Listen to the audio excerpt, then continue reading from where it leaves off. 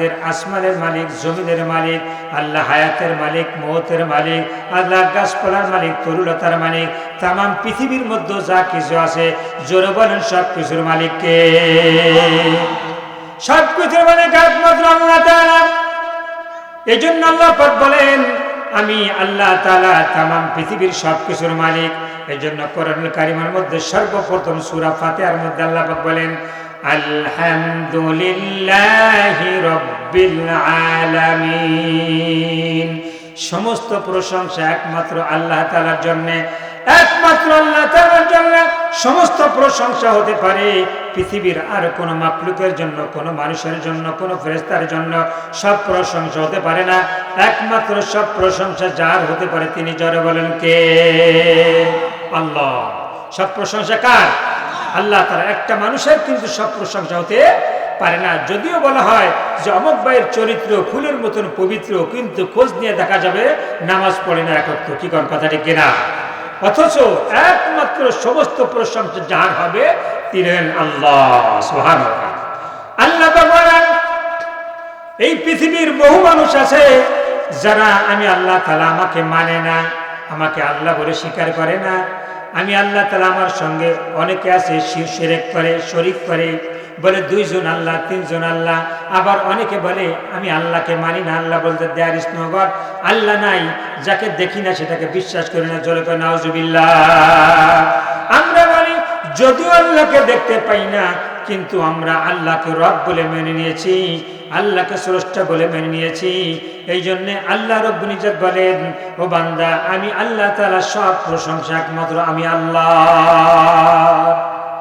এই জন্য আল্লাহ পাক বলেন আর রহমানির রহিম, আল্লাহ তুমি বড় দয়ালু, তুমি বড় মেহেরবান। হযরতে ইব্রাহিম আলাইহিস সালাতু ওয়াস সালাম একবার খানা খেতেছেন, মেহমান ছাড়া খাবার খেতেন না। হঠাৎ করে ইব্রাহিম কোনো মেহমান পেতেছেন না। একজন লোক পথিক রাস্তা দিয়ে হেঁটে যেতেছে, ইব্রাহিম আলাইহিস সালাতু ওয়াস সালাম তাকে ডাক দিলেন, বলেন এই পথিক আসো, তোমাকে নিয়ে আজকে আমি খাবার খাবো। হযরত ইব্রাহিম পয়গম্বর বলেন আমি পথিককে নিয়ে ঘরের মধ্যে সুন্দর করে বিছানা বিছিয়ে খাবার দস্তরখানে দিয়ে চমৎকার খাবারগুলো দিয়ে বললাম বলো বিসমিল্লাহির রহমানির রহিম। তখন ওই ব্যক্তি বলে আমি বিসমিল্লাহ বলতে পারি না। বিসমিল্লাহ আবার কি? ইব্রাহিম পয়গম্বর বলে কেন? সেটা তো আল্লাহ পাকের নাম, আল্লাহর নাম নিয়ে শুরু করো। ওই পথিক বলে আমি আল্লাহকে চিনি না, আল্লাহকে মানি না, আল্লাহ বলতে কিছু নাই। হযরত ইব্রাহিম পয়গম্বর একটু রাগান্বিত ওই ব্যক্তিকে উঠাই দিলেন, যাও তুমি খানা থেকে চলে যাও, খাবার খেতে পারবে না। আল্লাহ বললেন ইব্রাহিম পয়গম্বর রে, ও ইব্রাহিম ওই তুমি যাকে উঠাই দিয়েছো আমাকে 80 বছর ধরে আমাকে রব বলে মানে না, আমি আল্লাহ তাআলা তারপর তাকে খাওয়াই, তারপরে তাকে পালি, তারপর তাকে সুন্দর সুস্থ দিয়ে দুনিয়াতে চলাফেরা করাই। জোরে কই সুবহানাল্লাহ। বহু মানুষের খবর আছে যারা আল্লাহ তাআলাকে মানে না, কিন্তু আল্লাহ রাব্বুল ইজ্জত বলে যে আমাকে মানে না তাকেও আমি খাওয়াই, আর যে আমাকে মানে তাকেও আমি খাওয়াই। কি বলেন কথা ঠিক কিনা?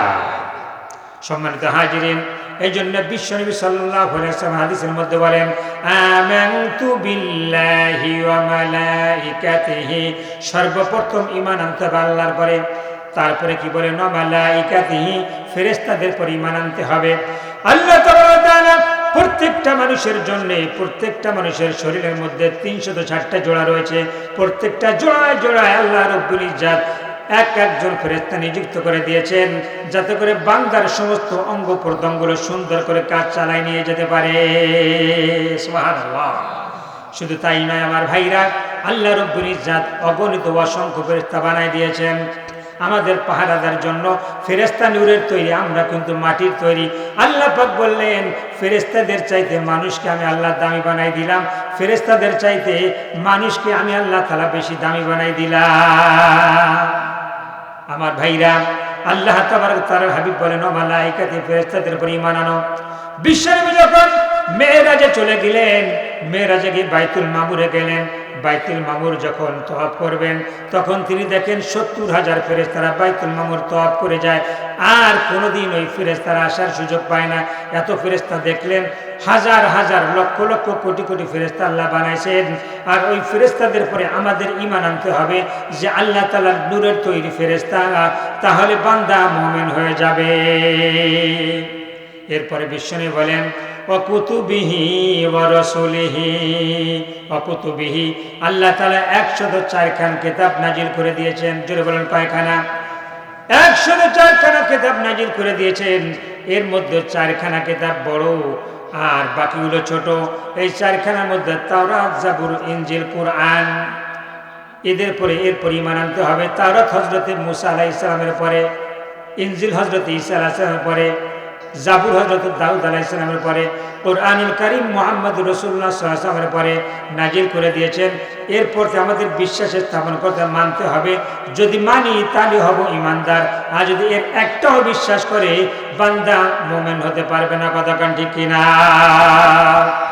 আমার ভাইরা, বিশ্বনবী সাল্লাল্লাহু আলাইহি ওয়াসাল্লাম তারপরে হাদিসের মধ্যে বলেন ওয়া রাসূলিহি ওয়াল ইয়াউমিল আখিরি, এরপরে বলেন আখিরাতের একটা জিন্দেগি আছে, ওই জিন্দেগির পরে তোমাদের ঈমান আনতে হবে। এই দুনিয়ার যেমন একটা জিন্দেগি আছে, মরণের পরে আরেকটা জিন্দেগি আছে না নাই? এই দুনিয়ার জিন্দেগিতে টাকা চলবে, পয়সা চলে, কিন্তু আখিরাতের জিন্দেগিতে টাকা পয়সা চলবে না। কি বলেন, চলবে? দুনিয়াতে টাকা পয়সা চলবে, আখিরাতে টাকা পয়সা চলবে না। আমার ভাইরা, এই দুনিয়াতে বাঁচার জন্য আপনার কত না কিছুর প্রয়োজন হয়। বাড়ির প্রয়োজন হয়, গাড়ির প্রয়োজন হয়, টাকা পয়সার প্রয়োজন হয়, কত সুন্দর সোফা সেটের প্রয়োজন হয়, খাট বালিশের প্রয়োজন হয়, চমৎকার চমৎকার দ্রব্য জিনিসের প্রয়োজন হয়। এই দুনিয়াতে বসবাস করার জন্য যেমনি প্রয়োজন হয়, আল্লাহ রাব্বুল ইজ্জতের হাবিব বলেন মরণের পরে তোমার একটা জিন্দেগি আসবে, ওই জিন্দেগিটা হবে অনন্ত অসীমকাল। ওই জিন্দেগির জন্য তোমার ওই আখিরাতের সামান দুনিয়াতে জোগাড় করা দরকার। মরণের পরেও তোমার আখিরাতের যে জিন্দেগি আছে, ওই জিন্দেগির সামান তোমার তৈরি করা দরকার। এই জন্য আল্লাহ বলেন আল্লাযী খলাকাল মাউতা ওয়াল হায়াতা লিয়াবলুয়াকুম আইয়ুকুম আহসানু আমালা। আল্লাহ পাক বলেন আল্লাযী খলাকাল মাউতা ওয়াল হায়াতা, ও আল্লাহ দুনিয়ার মানুষ, তোমাকে আমি যে হায়াত দিয়েছি আবার মৃত্যু দেই, কি জন্য দেই তা কি জানো? লিয়াবলুয়াকুম আইয়ুকুম আহসানু আমালা, কে নেকের কাজ কতটুকু করে আসো, কে গুনার কাজ কতটুকু করে আসো, এইটা দেখার জন্য আমি আল্লাহ তাআলা তোমাকে দুনিয়াতে জিন্দা রেখে দিয়েছি, এইটা দেখার জন্য। আমার ভাইরা, আপনি পরীক্ষার হলে পরীক্ষা দিতে গেলেন, পরীক্ষা দিতে যাওয়ার পরে আপনি প্রশ্ন আসলো ইংলিশ প্রশ্ন, আপনি লিখতেছেন বাংলা। যিনি নিগরানি থাকেন, যিনি পাহারা দেন, ম্যাজিস্ট্রেট হোক না কেন আর যেই হোক না কেন, শিক্ষক হোক, যখন পাহারা দেয় তখন দেখতেছে ইংলিশ পরীক্ষা আপনি বাংলা লিখতেছেন, কিন্তু ওই ম্যাজিস্ট্রেট বা শিক্ষক আপনাকে কিছু বলবে না। কারণ হলো তোমার যা খুশি তাই লেখো, তোমার রেজাল্টের সময় তোমার ফলাফল পেয়ে যাবা। কথা কান ঠিক কিনা? আমার ভাইরা, আল্লাহ রাব্বুল ইজ্জত তেমনি ভাবে প্রত্যেকটা মানুষকে এভাবে সৃষ্টি করে দিয়েছেন। এই দুনিয়ায় বসে তুমি যত গুনাহ করো, যত অন্যায় অবিচার করো, যত নেকের কাজ করো, যত ভালাই কাজ করো না কেন, মৃত্যুর পরে তোমার সেটা বুঝে আসবে। দুনিয়াতে আল্লাহ পাক আপনার কিছু বলবেন না।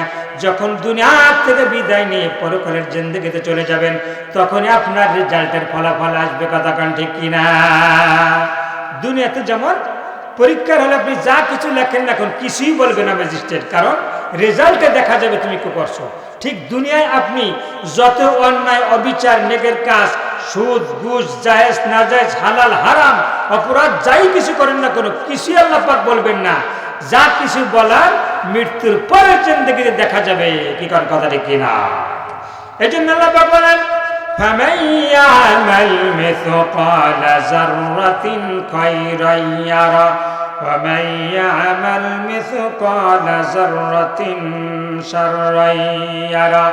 এক বিন্দু পরিমাণ যদি নেকের কাজ করে যাও, সেটা তোমার আমল নামায় লেখা হবে, সেটাই তুমি দেখতে পারবা।